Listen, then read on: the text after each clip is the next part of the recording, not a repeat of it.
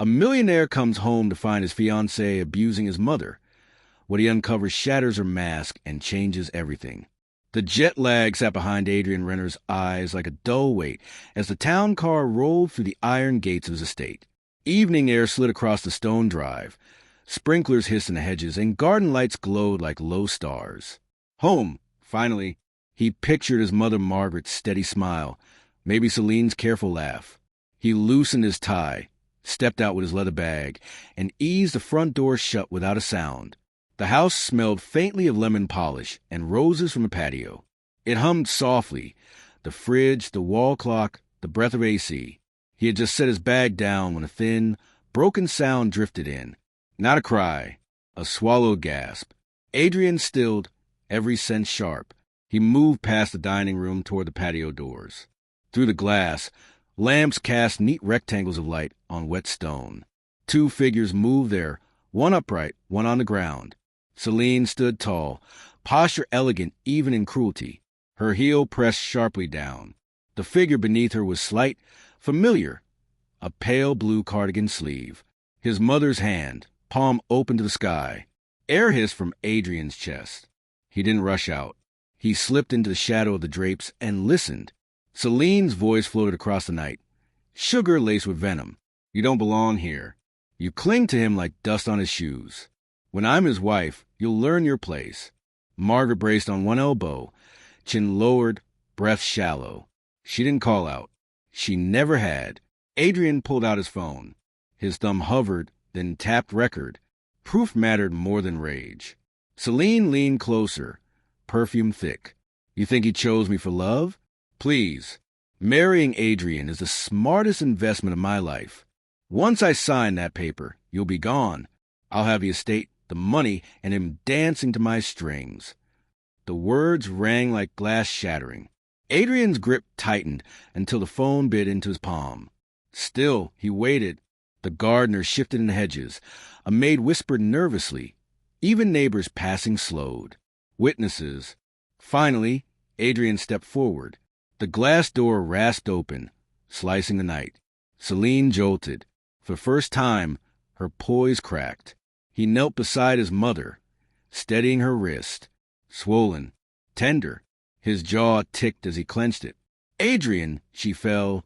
Celine scrambled. I was helping her. Adrian lifted his phone. Press play. Her own voice filled the patio. Marrying Adrian is the smartest investment of my life. The gardener froze. The maid crossed herself. Neighbors whispered. Celine paled. That's out of context.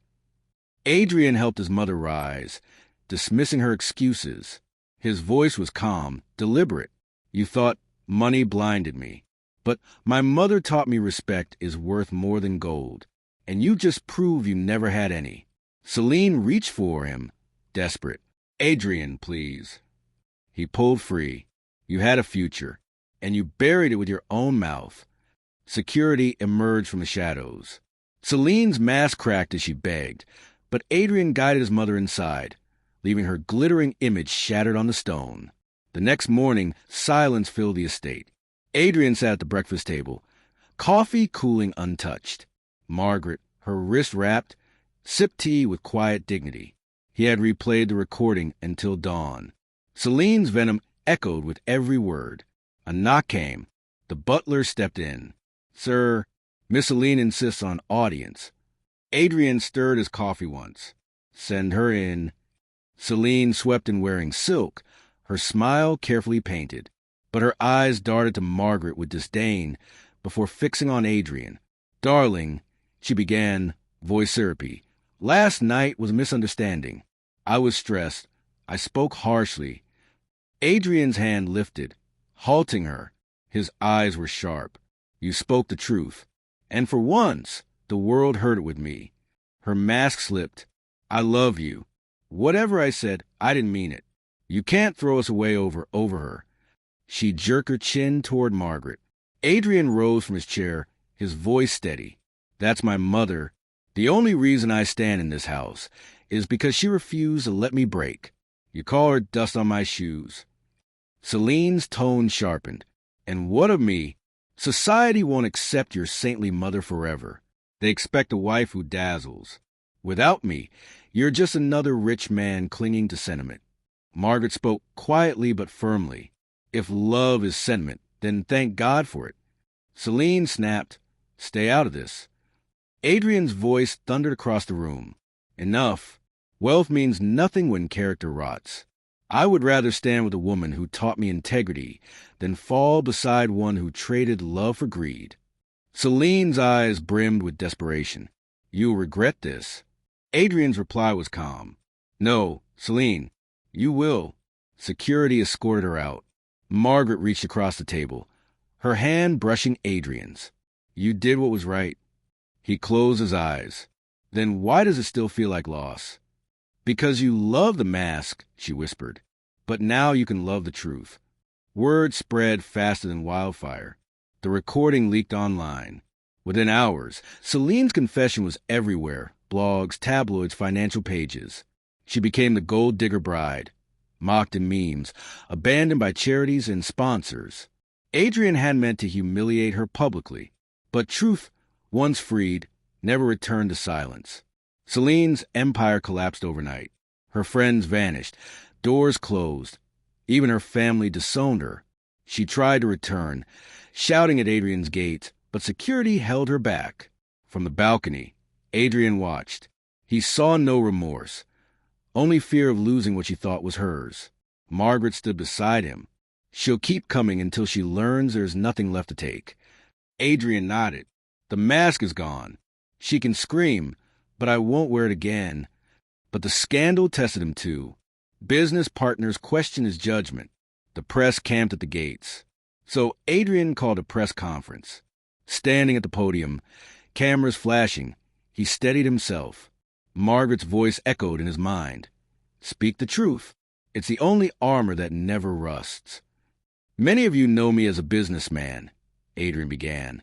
"But today I stand not to defend wealth, but to protect something greater: integrity."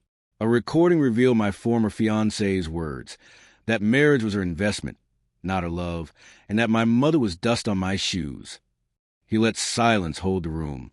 That recording was real. Lies thrive in silence. Truth demands light. Wealth without honor is hollow. Success without respect is failure. And I will never betray the values my mother gave me. His voice softened. Margaret Renner is not dust. She is the foundation I walk upon. And as long as I live, her dignity will never be trampled. The hall erupted in applause. Cameras clicked furiously. Margaret, watching quietly, smiled with pride. For Celine, the press conference was the final nail. Cut off, disgraced, she spiraled into obscurity. In her penthouse, headlines mocked her downfall. In bars, televisions replayed Adrian's words as society turned her into a cautionary tale. And while she sank, Adrian rose. At his first gala since the scandal, banners lined the walls. The Margaret Foundation, supporting single mothers. Guests murmured approval. Margaret greeted them gracefully in a silver gown, scars hidden but dignity intact. Adrian took the stage.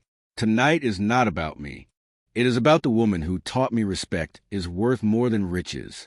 I was blinded by glitter once, but truth stripped falsehood bare.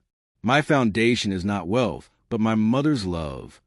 Margaret joined him, placing her hand over his. Her voice was steady. "A mother doesn't raise a son to be rich. She raises him to be righteous." The hall erupted again, this time with tears and cheers. Cameras flashed, but for once, they captured reverence, not scandal. From a dim bar across the city, Celine watched the broadcast. She saw the applause, the embrace between mother and son, and felt the last remnants of her world collapse. She turned away, her mask gone forever. Back in the ballroom, Adrian and Margaret stepped down from the stage, clasping hands. She whispered, "Your father would have been proud." Adrian's reply was simple. "You're the reason I am who I am.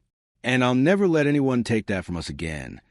The orchestra swelled, glasses lifted, and the night glowed, not with hollow glamour, but with truth, respect, and love unbroken. And Adrian knew at last. Fortunes could fall, masks could shatter, but the bond between mother and son would endure forever.